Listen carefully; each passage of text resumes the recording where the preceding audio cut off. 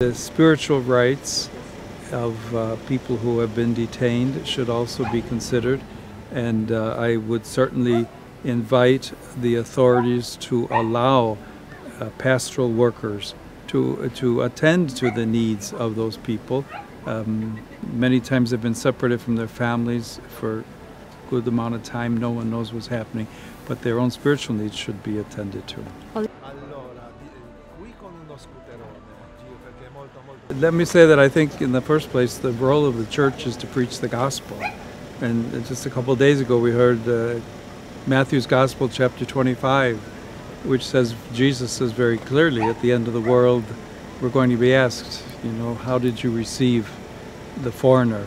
Did you receive him and welcome him or not? And I think that there's a deep reflection that needs to be made in terms of what's happening. Many people who've lived for years and years and years, never causing problems, have been deeply affected by what's going on right now.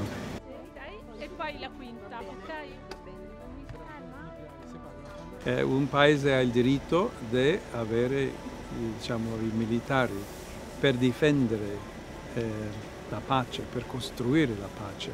Allora in questo caso sembra un po' diverso.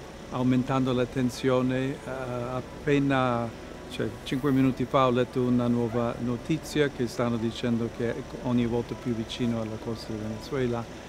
Penso che con la violenza non vinciamo. La cosa è cercare il dialogo, cercare con un modo giusto per trovare soluzione ai problemi che si possono esistere in qua. Mi famiglia è di Chile, chi la può vendere. Cammino, un po' più vicino.